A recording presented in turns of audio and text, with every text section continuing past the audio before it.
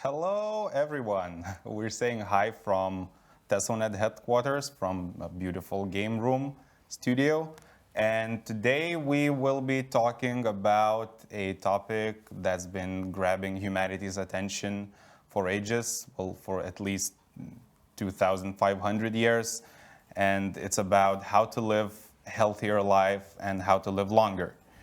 And I do have to say that this is not by any means a medical advice.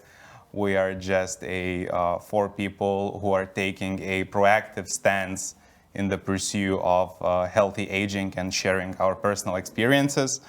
And we have three beautiful minds in here in the studio. We have Ignas Kamantauskas, the CEO of Hello100. Hello, everyone. We have Janette Daubare, who is the founder and CEO of YourZap. And we have Eimantas, who is the co-founder of Tesonet and his accelerator. Hello. I'm Kasparas. Today I'll be moderating, asking questions, joining the discussion. But all of you who are watching can also ask questions. There is a link in the description for the Slido link for the questions. And the second part of the translation will be our answers to your questions. So in recent years, well, the topic and the interest hasn't changed, but in recent years, the tool set to achieve healthy life or to measure it grew dramatically. And I would like to start by asking all of you, maybe first, for Ignas, what was the first experience when you encountered that this might work, this might change, this helps me? Okay, so to relate to the wider audience, majority of us are having most probably a stressful work and come back home, and kind of being tired. So beer was one of the things that I used to, kind of get once I get home. I open a beer, have a beer. With the beer, it comes snacks, and I've noticed in several months that the weight I started to gain weight, even though I've been jogging, I've been biking, but I saw that it's not good for me. So I quit beer. Quitting beer, I already no more snacks, and I've noticed that fasting, basically eating, not quitting eating after 6 o'clock till in the morning, were bringing me the results of losing weight. And that's when I understand I have a better sleep. I lost from 80 to 70 kilos. I used to weigh 80, and then I started weighing 70. So intermediate fasting was one of the main factors for me. Okay. What about you, Janette? So I even kind of recall the beginning, but it was approximately when I went to university, and I was struggling with procrastination and delaying the things. And then I went deeper and deeper and deeper and understood that the worries makes me stressful, and then I cannot perform and focus. So there were no technical means to do mood check-ins and to have the worries diaries. I did it by writing. I started tracking my worries, putting them every day, then doing the surveillance after 1 week, 2 weeks. And I found out that, it took many years, but I learned to control stress. And I strongly believe that it makes me sharp, and it will keep me sharp at my 80s and 100s. Okay. How about you, Eimantas? What's your first encounter? I think one of the first encounters were when I was teaching my younger kid to ride a bicycle, and I was, it was really hard to keep up the pace with him or run after him, and I was like, what's happening? It shouldn't be a problem, for me. I wasn't overweight, I wasn't drinking beer or anything, but still I didn't feel quite well. And then at some point I got a book in my hands written by David Sinclair. It's called Lifespan. And it somehow spiraled into, spending hours in the forums, longevity forums, talking with the people who are into biohacking for 10 years or so. And now I'm here. Still, I'm a newbie. It's only maybe 2 years max, but it's been really eye-opening year, and really, as Ignas also said, I lost 14 kilos in a matter of a half year or so, and it stayed, like that. So, yeah, I do recommend it. I actually can relate more to Igna's situation. I also came around on this topic when started intermittent fasting. There's an interesting fact actually about how like hopelessly slow research is, that it took 76 years from the introduction of fasting to relieving and getting Nobel Prize for the mechanisms of autophagy. So yeah, it's really slow. So you mentioned 2 years. For both of you, it's more 5, maybe 10 years of experience. I do have a question, like, what was the process since then? How did you find out what works best, what doesn't work? Maybe for you, along those 2 years, what was the process? How did you find out? So it involves different parts of experimentation. One was food, going on to keto diet, then going to less carbs diet, but with focus on keto. Fasting was one of those, and other was physical stuff like running, walking, and other things were supplements. So with everything, I started measuring, my performance. So with the running, you measure, with the watch, with the food, with fasting, with the meditation, you measure your sleep, you measure your weight on the scale. I bought a scale that tracks everything, and it's connected to Wi-Fi, blah blah. I'm also a technical geek. I love gadgets, so I started using gadgets for tracking stuff. And you cannot improve anything if you are not tracking it. So for me personally, it was like a game in the beginning, and when you see the results, then you kind of are hooked in. And Did you use any like more sophisticated methods of measuring, like drawing blood, biomarkers? Sure. All that stuff. Yeah. So it started slow, but once you start to getting deeper into some stuff, you suddenly find other people who are doing the same, and we had a circle of friends and colleagues, and we were doing blood tests, and we are still doing them in like once a quarter. So we check our like regular blood level, regular parameters. Also we check NAD levels, which is a molecule that degrades once you get older. It can be 8 times different since you are a child and when you became like 40, 50 years old. And telomeres was another thing that we were measuring. Telomeres is a end of the DNA, which is getting shorter, and when it gets too short, DNA is like splitting, and your cell suddenly becomes unaware what type of cell it is. It can be skin cell may think it's an eye cell or something. So yeah, we measured those things, but with supplements, some things you just measure by your feelings.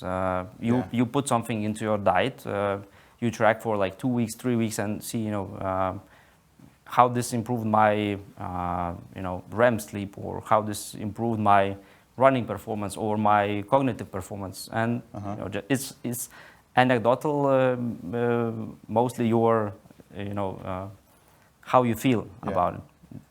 Yeah. Well, it's quite subjective, but when talking, for example, Janette, you mentioned your experience about stressful life, and you are, leading the Yours app, and it has some kind of, subjective measurement experience. What's your take on measuring those things that do not have, biomarkers, for example? So first of all, don't get me wrong, I do fasting as well. I mean, and I might be a tech geek person, I started to track all the things ages ago, and there were no technical possibilities. I even had Opera Mail, so, A lot of people don't know that this type of female exists. So no, you can. So basically, if you go to the psychiatrist and do cognitive therapy treatment, so they can like very, very precisely measure how do you feel, what action led you to another action. So simple mood check-in in your app, checking in the morning and in the evening, and then looking at the calendar after 1 month shows you quite precisely what is wrong with you, what is not okay, or even if everything is okay, you know, mine has no limits, what you can improve. So talking about mindfulness and about mind, now there are a lot of opportunities to track it. And about my personal experience, why I do not track like with any gadgets my sleep, because when I started to track it, I did it in very organic, normal way, like having again the diary, trying to understand circadian rhythm was for me a natural organic thing. And later I tried several rings and devices, and I knew better than they showed me some stages. Because, you know, I was tracking myself. I mean, this is not a game for me. I really know that if I do something at least a little bit right during the daytime, another day I will feel better. Okay. Yeah. I remember we took blood tests when we tried an MN supplement with Ignas. For me, it actually was one of the first experiences. Okay, so it activated my genes. Okay, that works. Nice. What was like? How do you still do the same on a regular basis? Yeah, so my background is diagnostics, so I spent quite a few years in diagnostics. And in diagnostics, you measure, you know, different biomarkers. So once we, you know, came up with the Hello100 idea, we thought that, you know, we're gonna create this formula, but we need to validate if that formula works. So we invited 20 volunteers. We performed testing. We call it a case study. We draw the blood 4 times. We first 2 times we draw the blood prior to using Hello100 NMN, and then we draw 1 time after 1 month of usage, and then the 4th time 1 month after the usage or with no usage. So we saw the increase. We were measuring the NAD that already Eimantas mentioned, and also we were measuring specific longevity genes. To mention a few: FOXO3, sirtuin family, APOA, and IGF-1. What we noticed that with NAD supplement, NMN supplementation, we got a 5% increase in average, 5% increase in NAD levels, and certain genes expressions were higher at about 11-12%, to name one, FOXO3. So the idea is that, you know, you in the biohacking you do different things. You fast, you do some mindfulness, now I do stretching, for example. This is a very important, do everyday stretching, and it helps me calm down in the morning to prepare for the day. So you experiment, but at the same time you want to measure everything. You want to really understand the impact. One thing that didn't work for me, just to share, that was the glucose monitoring. I tested one of the continuous glucose monitoring. I tested one device. You put it here on the arm. But in my case, it was quite a stressful weekend because I started on Friday, and the measurements were higher. And I was like, you know, with all this information comes also sometimes stress, because you think, okay, you have pre-diabetes. I mean, I don't really feel any symptoms. But most probably that was a faulty device, because early Monday morning I ran to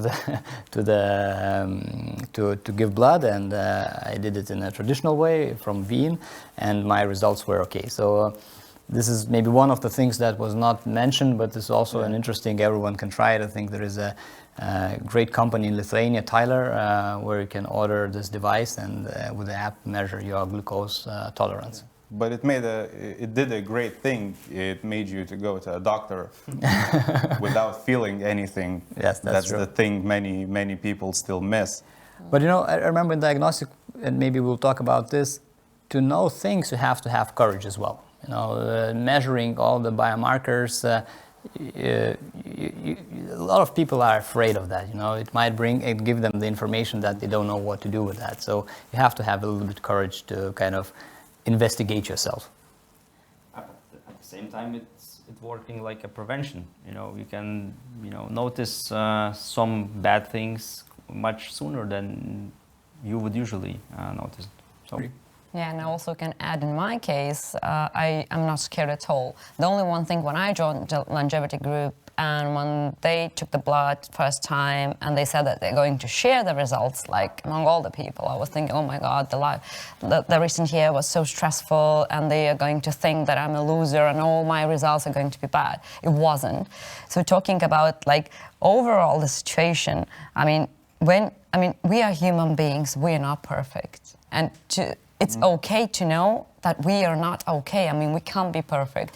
And in my case, I think this is also the element of longevity. When I know when something is wrong, then I need courage to try to rectify it and to help myself. And then again, I will eliminate a little bit the problem and then, maybe 1 year plus. Okay. Yeah. You all mentioned, experimenting, tracking. What's the, maybe I'll ask about the tracking solutions and, tracking routine that you do. What's, for example, most insightful tool for yourself, or do you just track everything at once, look at everything, or do you start with the most problematic area, for example, Eimantas? Yeah, so I would encourage everyone to get enough sleep, because for me it's the best nootropic, best medicine for many different things. So I started tracking my sleep, and I started with Oura Ring, which I still use for some reason, but there are now better devices like this Whoop wristband. It's more accurate, and it's tracking your sleep cycles a bit better. So first start tracking your sleep. When you see the results after a week, then you should try to do something to improve it. Once you start tracking your sleep, you suddenly notice that 1 or 2 beers before sleep actually, makes your sleep much worse than, really big meal 2 hours before bed. It's killing your deep sleep to zero. So once you start tracking your sleep, you suddenly organically stop doing some things that are harmful for you, I told, alcohol before bed, or meal, or stress, or even the sports. For example, for some people, doing sports in the evening is a regular thing, but for me it impacts my sleep in a very bad way, because my heart rate variability, which is one of the parameters that shows how rested you are and your sleep cycles depends on it, was very low. So I have to run in the mornings and do stuff in the mornings. So you're all those healthy habits that you do comes for you naturally because you're tracking things? Because it doesn't make sense. It's illogical to do, otherwise. Not to harm yourself. Yeah. Oh, you understand that it's really nice to have this really big steak hour before bed, but you also realize that you can have it 3 hours sooner, and you'll still have the same, nice taste in your mouth, but you will sleep better, and next morning you will be fresh with no brain fog, and happier person, and more healthy. And what about you, Ignas and Janette? Does it come naturally? Those habits, those routines that you do, that you have, are they natural, or do you have to push yourself? Do you have strategies to do that? I think it's a combination. We measure a lot of things. I wouldn't say that, I do everything naturally. I need sometimes to fight myself, to in the morning to get up and to go jogging. Sometimes I would prefer just, have a calm cup of coffee and, do nothing. But it's, okay, I don't want to call it a fight. It's a dialogue with yourself where some things, even going to bed early, preparing for bed, you don't go through the news, you kind of try to read the book. I really prefer Twitter and other social networks, but I kind of force myself to do something more milder, not to get too much excited before I sleep. So it's a combination, as I said. Some things like salads, I love salads. I do it very naturally. I eat them, but at the same time, jogging or sometimes riding a bicycle when I feel tired. You have to push yourself. If you have some problems, for some people it really helps to have a group of like-minded people and just gather into messenger group or Facebook group with your friends and share your results. And it's also when you see that five of your friends are doing this, you feel kind of bad if you skip this day, be it running or fasting or measuring something. I also had this.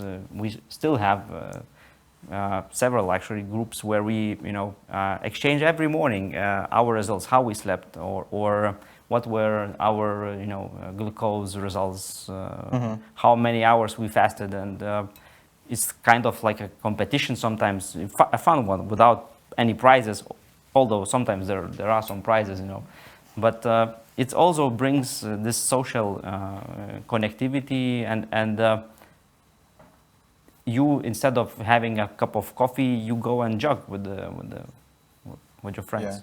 Yeah. Engagement with the peer groups. Do you, Janette, have specific strategies to build those habits?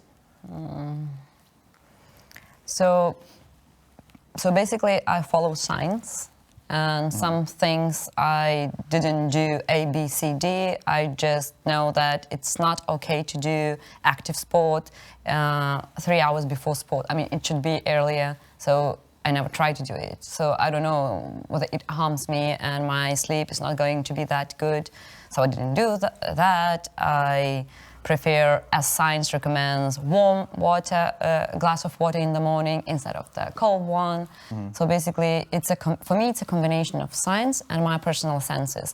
It's not just I'm getting the thing just only in my head. I mean, I have a saying that follow the dog and you're going to be healthy all your life. What they do, they stretch and they yawn. So they give oxygen to the brain and they stretch. So our mindfulness is not just giving about the oxygen and it's a bit more. But yes, I do stretches every morning. For me, it's like what wakes me up. Then I have a glass of water and I need to have coffee because my blood pressure is really very low.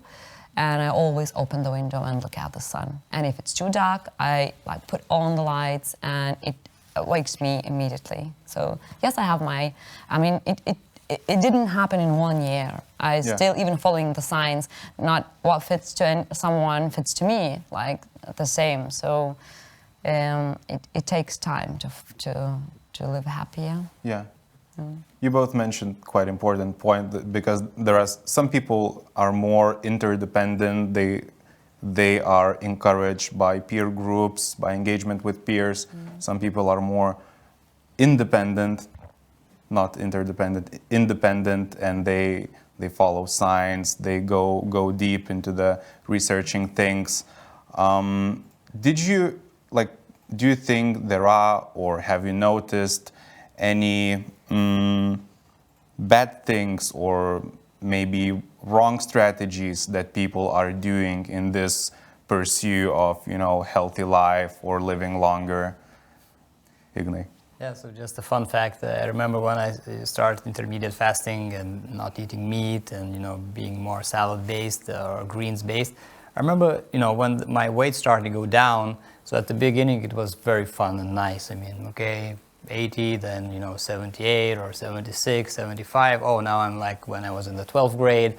But when I reached 70, I remember I was a little bit it was okay, but when it started going 69, 68, I already thought there is this kind of in the society this thing that you are maybe too thin already. You're at your age, you should be weighing 70, and that's where you start to kind of think. And then you meet the relatives, and the relative says, "What's happened to you? Are you sick? I mean, why are you losing weight?" So, I mean, you sometimes still what is norm, but once you get a little bit lower norm, we are humans, as we said. You try to think that maybe it's too much. Maybe I should slow down on those things. So yeah, this is one of the experiences that came first to my mind.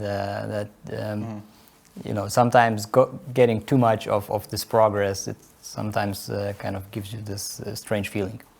Yeah. How, like, if we agree that this is a great hobby and great habit to have, do you have any, or do you remember any, like, specific strategies or the things that you did that help you build this habit? Janette? I think Nodding it your comes head. again from the things you learn and from mistakes you make. So basically, the majority of people, me myself, when you start first of all, you don't start. Then you get your courage and you start. And then what you want, oh, nothing changed. It's another day, but I feel the same. I don't feel better. People want result at the same moment they started. I mean, you can't build the muscles and prepare for the championship in one day. There is no magic pill.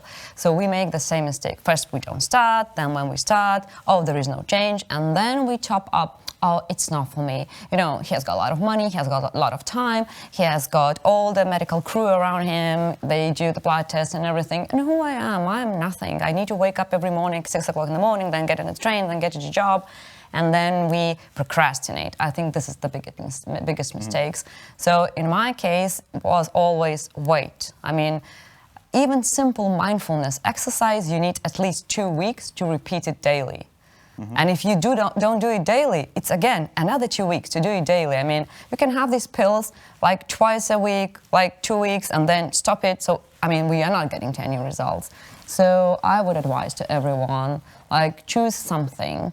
And in my case, why I am with your Zap? Because I think that we managed to find a tool where there is very, very simple guidance, little of techniques, and then encouragement to do it on daily basis, like encouraging every time on daily basis. I think this can lead to the results, this can eliminate mistakes, and then we can really do what other people do and feel healthier and have a sharp mind and bright thinking and the rest of good things.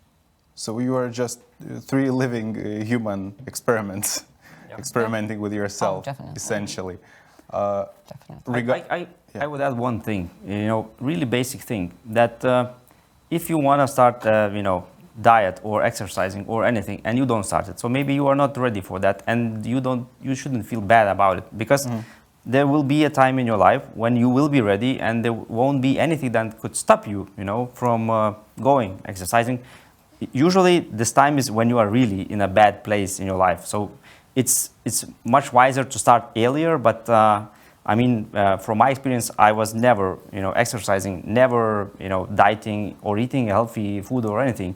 I was just at some point in my life when I was, feeling really bad because I couldn't run behind my son's bicycle or, take the stairs to the 5th floor. I was, getting all pumped. So once you are in the spot when you are really bad, you will start doing something. So I just would encourage you start it a bit earlier, because it's easier, cheaper, and yeah. Yeah, I'm also a fan of starting earlier because, of course, when you're younger, you have a lot more possibilities, a lot more avenues to take, and when you're getting older and building up your life, maybe settling down, those possibilities somehow narrow down. Or if your, physical strength, for example, lowers, you no longer have a possibility to exercise. Yeah, exactly. And we are still all quite young, I know.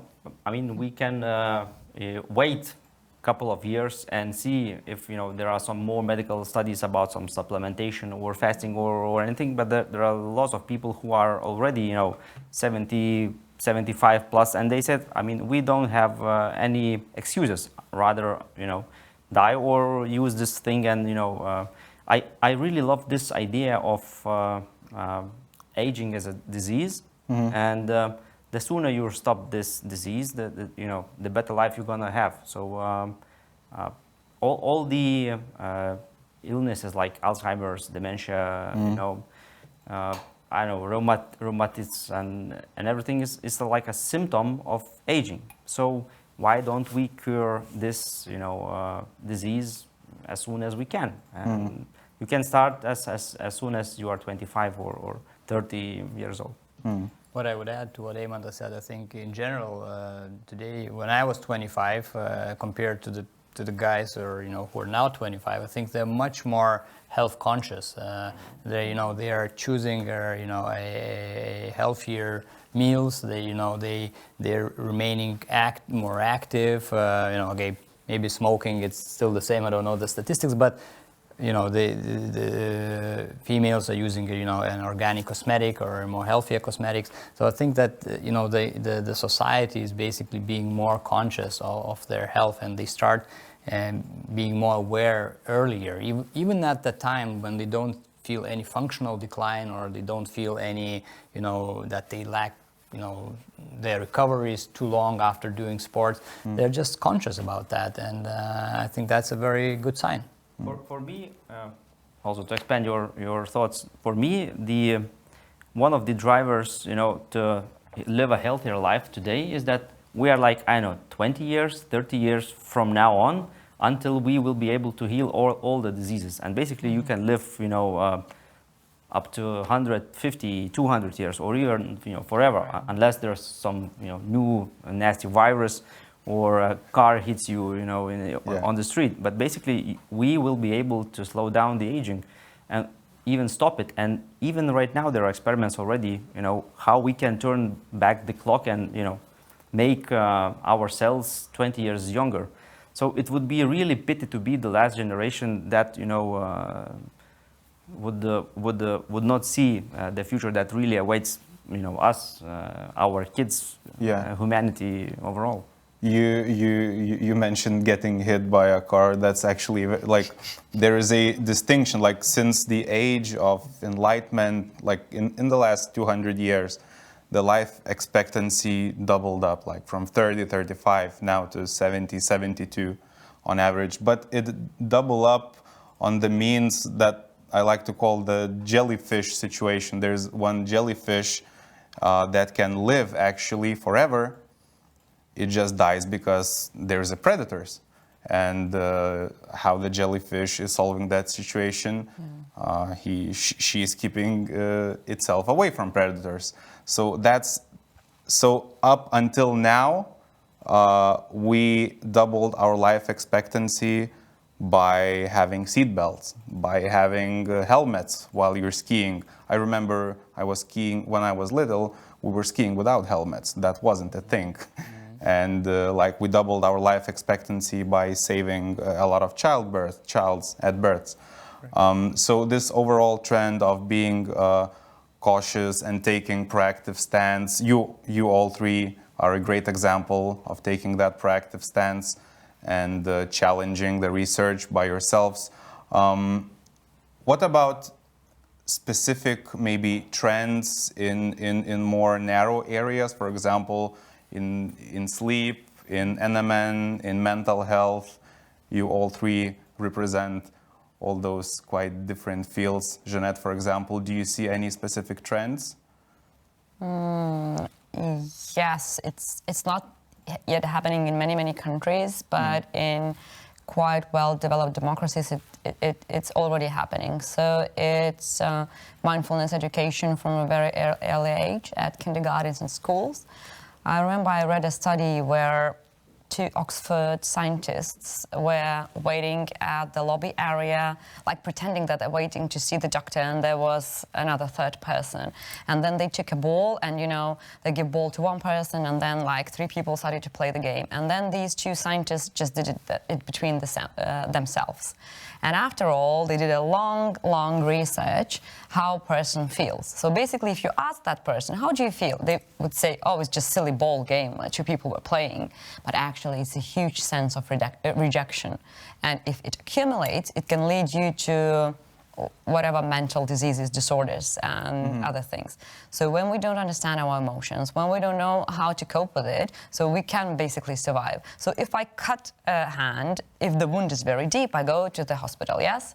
If a wound is very small, I would just put a plaster on it. This is it. But what happens if I cut my brain, I cut my mind, I cut my feelings? How what is the measurement? So basically, I really like it that it's happening, that kids from the young age are starting to know it. And yes, I agree with Ignas that we have like now a bit like wider education, and people are educated and they can find lots of information. What I think is not good, and it becomes already trendy, that you open the YouTube and then you find people who are not eligible to talk, but you don't know if they are eligible, and then you follow and you can harm yourself. So I think that what we did with our application, what you do, having like certified pills, we just eliminate the possibilities that it can threaten your mind and your body, because it's now trendy to do everything and it's very difficult to choose because it's overload of information. So yeah, I think it's trendy now, not the stigma about the mental health, it has changed, and it's now trendy to write down your worries. If I said it like 10 years ago, I wouldn't say it in front of all the audience 10 years ago, because they would think that I'm crazy. They even maybe now think that I'm a bit crazy talking so much about mental health. But now it's okay, I'm not ashamed and I want to share it, and I know how much it can make a change. So I think this is the trend, to talk about our feelings, and it helps a lot. I would agree. In general, longevity is a combination of many things. You cannot, put just straightforward one or another thing. So mental health, absolutely. From Sopranos, if from my generation, who remembers, there was this big mob, big guy who, was powerful, and at the same time he was, visiting a psychologist and getting help there.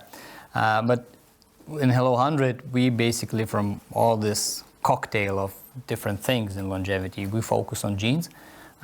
We really want to find a way to slow down aging. There are many things that we still don't know, but just a short story about centenarians who live 100 years and more. There were 3 hypotheses. One hypothesis was that if people are in a very good environment, meaning they're eating well, they're exercising, stretching, having mental health, most probably they live longer. The second hypothesis was that most probably people who live 100 years and more have a perfect genome. They are born with, with a recipe that nobody else has. So those first 2 hypotheses, they were not true, okay? Yeah. And the third hypothesis was that they noticed that people who live 100 years, they still get the diseases that people who live 60 or 70 years, but they get them later. They get them 20 years later on average than, let's say a regular person, right? And they started looking into that, and they understood that what differs the people who live 100 years from the people who live up to 80, 85 is the longevity genes, and the longevity genes is the answer. That's where, we are diving in. Yeah. But it's not so simple. You measure 20 genes, and with the one variant there might be 100 genes. So it's not something that you take 1, 2, 3 and you kind of understand their interaction. There might be hundreds of genes which interact in various ways, and that's why it's so difficult to make an outcome that is going to work this way or another way. But my feeling and my thought that genetics is really one of the critical areas moving forward with longevity. And I'm not saying that that's the only one, but that's one of the critical ones. You mentioned quite an important point about not knowing how in the end they will interact and how the genes will be expressed. And I would like to mention quite an important point about what you all are doing, like the fundamental difference between research in physics and research in medicine. Like research in physics, you just do a thing, you see, okay, it works like that. Now we dig deeper in why and how. But in medical research, and this is like the main reason why it is so slow. Like first, we have to look into the mechanisms of how this might work, and we do a lot of stuff. And then we introduce some, for example, supplements or apps or other trackers. And I love how the technologies are changing that they're introducing new measurement units, the HRVs or whatever, REM sleep cycle from your watch. And since we have to wrap up and we will jump towards the questions from the audience, maybe you have for one short idea for people on how to start and how to make it easier. Sure, I can just add up to Ignas' thought about genes. No one should think that, if you have certain genes which are bad, that you have lost in the lottery. It's not, because to activate those genes, it also takes some, bad air pollution, stress, and everything. In the same, Italy or in Japan, where we have the most centenarians, they have another thing which is really important, is social groups, people who support you throughout of your life, through all the life. You go to university, you have those friends from your childhood, which ask, how are you? If you feel bad, you somehow feel obligated to tell them, and then they make you go to see the doctor. So this is also really important. And if you have bad genes, it doesn't mean that you are somehow going to live to 60 years instead of 80 or 100.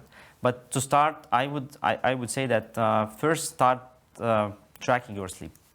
Okay. For me personally, it was introduction, and it started the good loop of healthier eating, less drinking, more,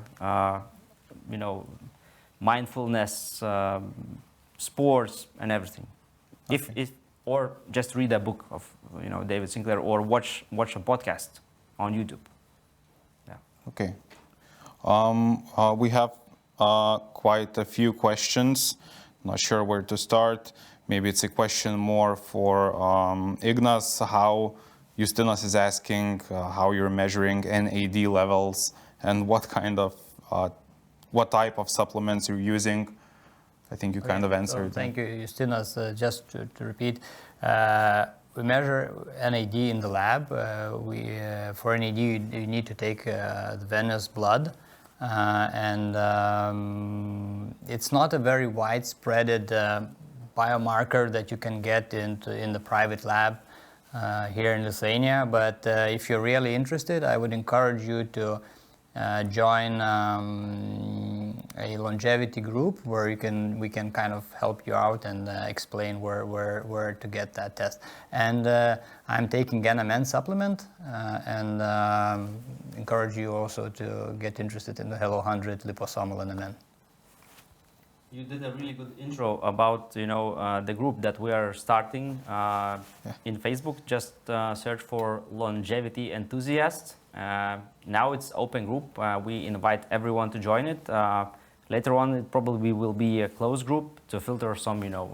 I will see how it goes, but we'll share some wisdom. We will organize some blood tests and everything over there. So I was getting many questions.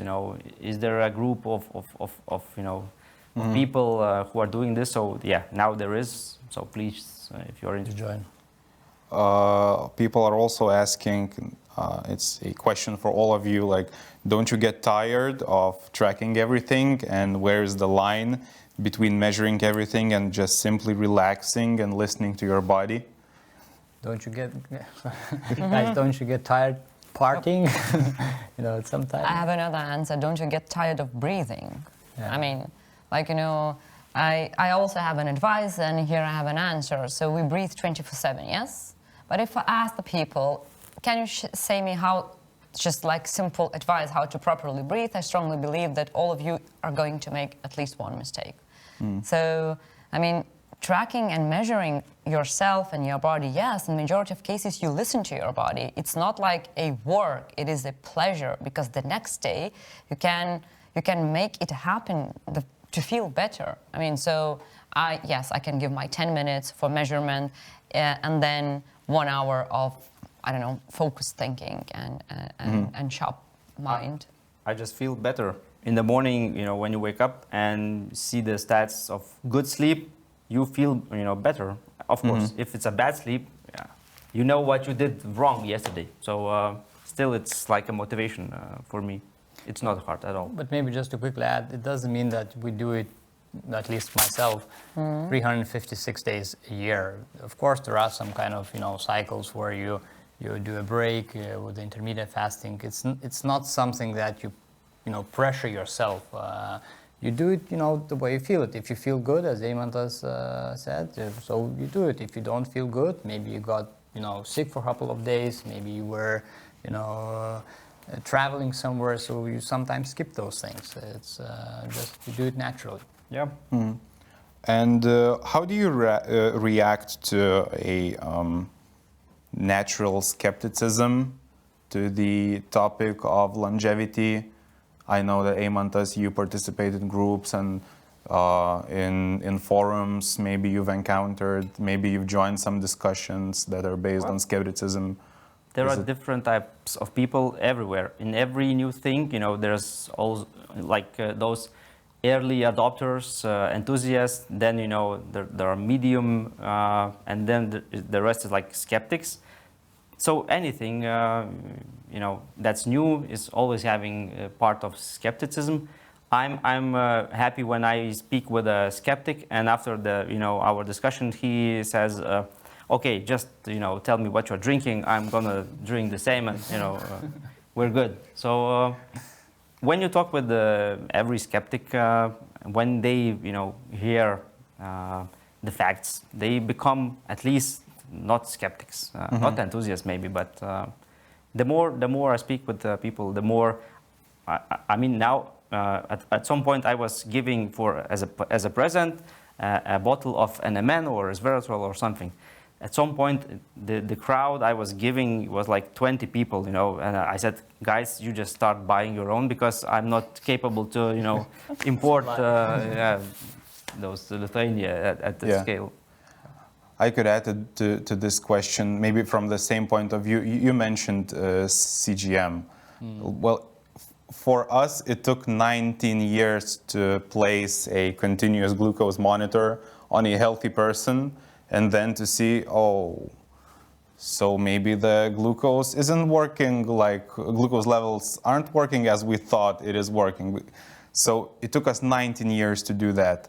It took us like 76 years to recognize the mechanism of intermittent fasting.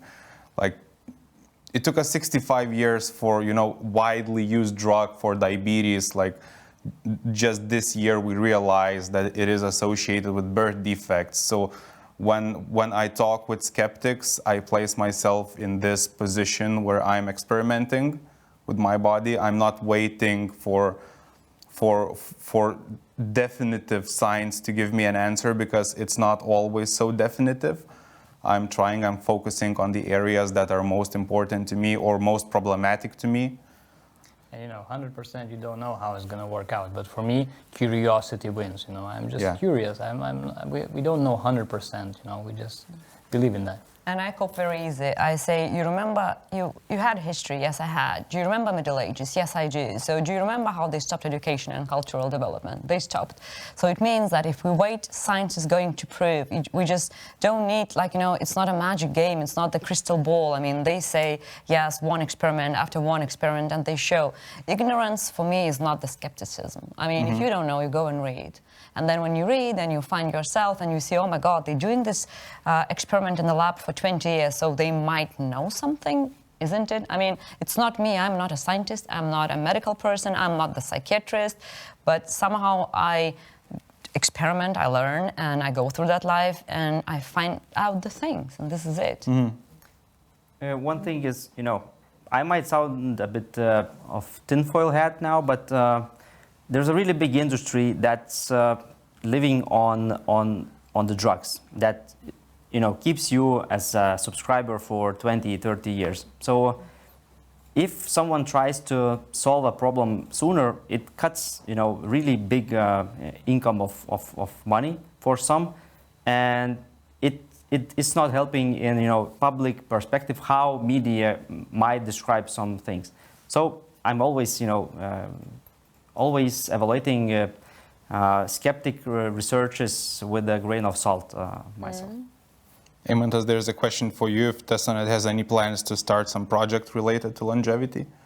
Yeah, so Tesonet invests in various different interesting areas. Cybersecurity is one, big data, AI, machine learning is, you all know, but other thing is longevity, ARM, and as you see, Hello100 is one of those. Yours app, we also have contributed to the growth of the team. There are some others we are working in. So if you are, entrepreneur or want to be entrepreneur in this field, just, ping me or anyone from our team. Yeah, we are really interested into it. There's also, you mentioned one book by David Sinclair, but there's also a question about any other studies and books about the impact of factors to longevity and healthy aging. I mean, I think you can put in, longevity in the Google, but just to share some of them. Podcast, Peter Attia, one of the persons who is a, medical background himself. So I would encourage, following him as one of the influencers and talking about longevity and, with a medical background. Huberman Lab is another one, great one. If you are into sports and if you like getting deeper and understanding how processes in the body works, so Huberman is the guy. And my mentioned David Sinclair, he released eight series of his, podcast based on the book, but it's with the updated facts, so it's even better than the book. It's 8 evenings. Every one is around an hour long. So we just watch those and you will, understand 80%, at least 80% that we know after, spending years doing the research.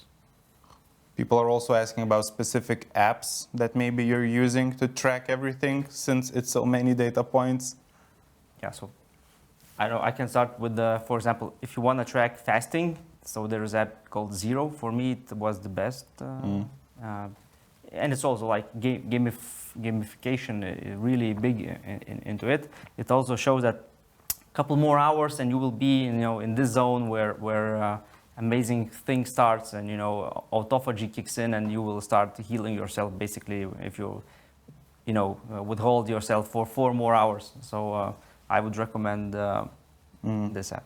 Insight Tracker, that's another app that you could also try to look into that if it's good for you. Insight Tracker. Mm-hmm. And for mental health, definitely the mood check-in in yours app. I mean, it's daily tracking of your feelings, worries, and problems, and good things as well. Okay. I found also a question, what's the longest period each of you has fasted for and how did it go? I can start again. I mean, my longest fast was 3 days. So it's how much, 72 hours or so. Okay. I was feeling the same as after 24 hours or 48 hours. After like 30 hours, you can keep on doing this basically forever until you die. No, but if you have some drinks with the vitamins, you have fat on your body to last for like a month or even more. So you can, I was feeling really great because when you get into ketosis stage, your brain starts working, I don't know, like 120%, like you feel after taking a limitless movie pill, you start to notice, small details, that Ignas is wearing this, what kind of brand, what earring someone has. You see the label from inside. Yeah. Start feeling, no, I'm kidding, but you become better self. Brain fogs, if you have brain fog, it stops. I would recommend start slow, not, okay, I'm gonna fast and boom, 72 hours. Start slow and then build up. How about you? 16 hours the most, not 16 hours. 16 hours, yeah. For me, not that good. Sorry. Yeah, go ahead. For me, it was 2 days, but basically, I have like how I see the life. From what point I see that everything should be very balanced. I mean, you can't have supplements and eat 500 grams of sugar every day. It wouldn't help, and so on and so on. So I realized that I fast every day because I eat nothing till approximately 6-7 p.m. from the morning because I just don't need it. And as you say, I have a sharp mind. I think it might be the answer. And I do it whole life until the moment when my parents said to me to eat breakfast because it's very useful. I would hide it everywhere in the corners. I would never eat it. And I started to fast basically from maybe 10 years old, but daily like. So you basically were fasting whole your life? Yes, naturally. So just, a disclaimer, we were on the same group of measuring NAD and telomeres, and she had telomeres as a teenager, basically. So yeah, that explains something. Yeah, could be. I mean, I agree with Ignas that everything is a composition, but yes, when you look back, it might be that my composition isn't the worst. However, Yeah, so fasting miracles. Yeah.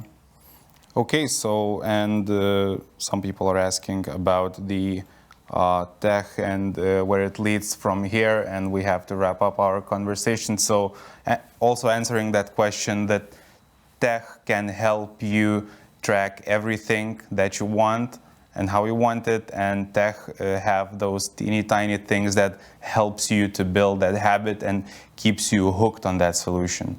So if you want to know more and to talk with ourselves and between each other, you can join Facebook and Discord groups, and we'll share a knowledge over there.